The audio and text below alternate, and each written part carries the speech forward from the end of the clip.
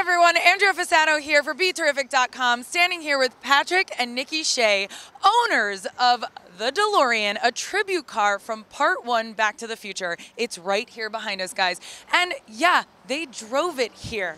Can you tell us a little bit about that? Because most cars you see, whether they're replicas or what have you, aren't really functionable. Right. What are you doing here in New York? They're from Massachusetts, and yeah, tell us all about this awesome car. Well, the car is a tribute from Back to the Future 1. It's a very screen-accurate tribute. We were very, very careful to make sure that we replicated every detail as closely as possible. We actually drove the car over from the other side of the city. We actually did an interview today for Fox 5. Okay. It's going to be broadcast on the news. And we're here to promote the Radio City Music Hall event happening October 15th and 16th. It's going to have Back to the Future screened with New Jersey Symphony Orchestra playing live the soundtrack. Oh wow, that sounds incredible. Now, is there a reason that that's all happening? It is the 30th anniversary of the first part of the movie, Back to the Future. So is that the only reason that it's happening? That's the main reason. Yeah, they're doing it. It's worldwide. They've been in France, London, Australia, many other places that we're going, and they're going to be all over the United States as well. But it's a worldwide event going on for the next few months, and all to pay respect to Back to the Future. And how does it feel to be riding around in the DeLorean? Well, I have to tell you, it's probably the first time that I've been able to ride around New York City in a DeLorean and have the reaction from the crowd. It's just crazy. And of course, as we're driving around, I'm flipping the door open and handing out our flyers to promote, because we really want people to enjoy the movie. You know, we've enjoyed it for so many years, and it's time to pass it on to the next generation as well. And the other thing that I found out today is they have a number of celebrities that are going to be at this showing of Back to the Future.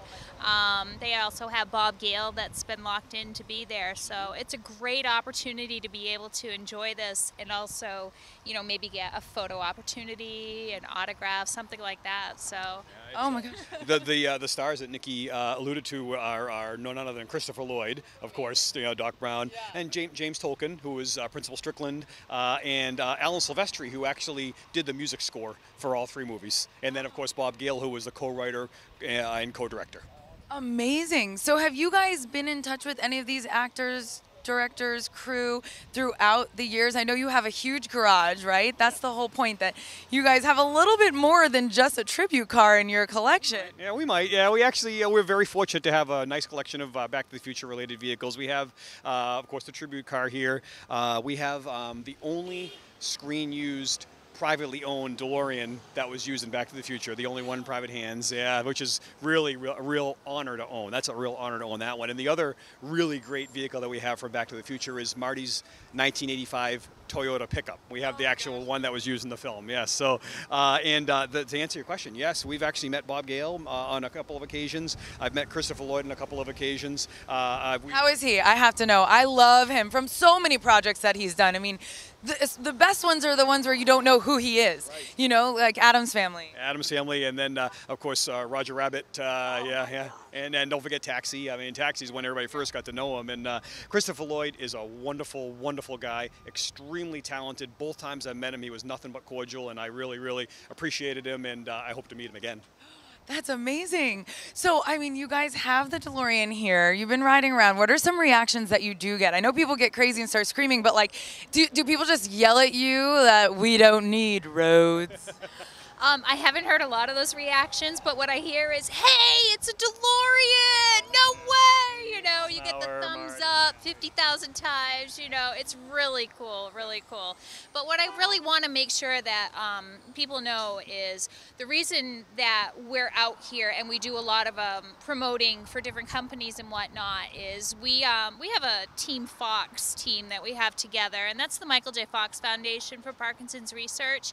And what we do is anytime we take in any donations, when we do any type of a show or whatnot, we send off those proceeds to Team Fox, and we want to make sure that people know that we're doing this for the good, we do it for the love of the car, and you know, we're able to give back at this point, and that's what we've decided that we're going to do. So that's amazing. And do you guys know, are the tickets still available for the show that's going on in October? They most definitely are. You can go to radiocity.com and they'll give you any kind of instructions you need to get the tickets. They definitely are available, and we encourage you to go see it. Yeah. Awesome. Yeah. And then what you were just saying about the foundation. So how can people contribute?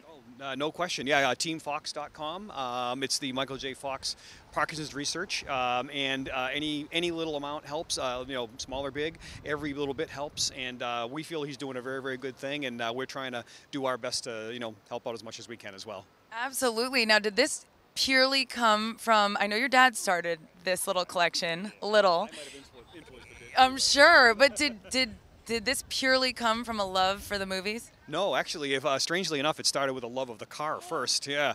Wow. So my dad, in 1981, my father was working in Worcester, Massachusetts, at Seven Hills Plaza, which happened to be across the street from Bancroft, which was a DeLorean dealer. Oh, so he would see the cars, and he was, at that point, it was a pipe dream, and that car was a $26,000 car back in 1981, was a very expensive car back then. He just dreamed of owning one, and finally that dream became a realization in 1995 when he purchased this exact car, and it's kind of exploded since then. Oh my goodness. See, dreams do come true. Speaking of dreams coming true, would I be able to ride inside the DeLorean? Where do you want to go? I said I think the coolest thing about the car, yes, that it drives, but just doing the doors would be fulfilling. You know what I mean? That's what I think. You may know a guy named Michael Artsis. Oh, I know him a little bit well. I mean, he may have started this company. I don't know. He may have. I'm not sure, but I believe he had a really nice long ride in the DeLorean. Yes. Yeah. Michael is so obsessed with this, and I don't know if it's because he shares the name with Michael J. Fox or what, but he is such a Back to the Future fan. And you guys, we got to interview, and I got to meet finally the Back in Time folks from the documentary. So I know you've dealt with them a little bit and helped them out. Tell me a little bit about that. Yeah, actually, we dealt with them at quite a big amount. Actually, the project started, the documentary started as a Kickstarter program by Jason Aaron, Louis Krubich, and Lee Leshin, are the three principals. The Kickstarter program started in our garage. The very first Kickstarter program, they came to us, and it all started with, my father was the very first person that you saw in that Kickstarter program, and now look what it's become. This is a huge, huge documentary coming out on October 21st. It's going to be on Blu-ray, DVD, iTunes, Amazon, all available starting October 21st, and it's got everybody from soup to nuts that is involved in the movie, right down to the production people, every single star that you can think of, Steven Spielberg. I mean, just a huge, huge, huge documentary, and I really, really hope it does well. Yeah, I'm super looking forward to it. So thank you guys so much for joining me today. Have a good ride back to Massachusetts in the DeLorean. Patrick and Nikki Shea, thanks for joining us here on BeTerrific. Stay tuned for more.